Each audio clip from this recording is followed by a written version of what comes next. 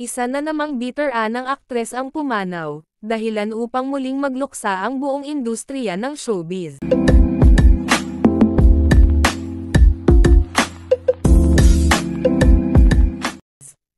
Sa edad na 77, na maalam na ang tinaguriang ina ng mundo ng showbiz, si Rosa Rosal.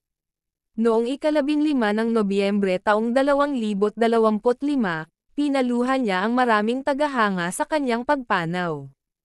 Kilala si Rosa Rosal bilang isa sa mga haligi ng pelikulang Pilipino noong gininto ang panahon ng industriya. Hindi lamang sa pag-arte siya hinangaan, kundi pati sa kanyang malasakit sa kapwa.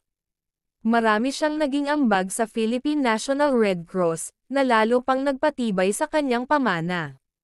Ang kanyang kabutihan at dedikasyon ay nag-iwan ng malalim na marka sa puso ng sambayanan. Maging ang mga kapwa niya artista ay nagbahagi ng kanilang kalungkutan sa pagkawala niya. Marami rin ang nagbalik tanaw sa kanyang mga natatanging papel sa pelikula at telebisyon.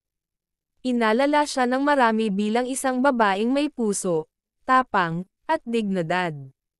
Hindi matatawaran ang kanyang naiambag sa sining at serbisyo publiko. Ang kanyang pagpanaw ay nag-iwan ng malaking puwang sa industriya ng showbiz. Gayunman, mananatili ang kanyang mga alaala sa bawat pelikulang kanyang nilahukan.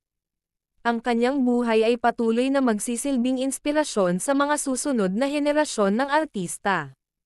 Sa kanyang pagpanaw, ipinagbunyi ng sambayanan ang isang buhay na tunay na naglingkod sa bayan at sining.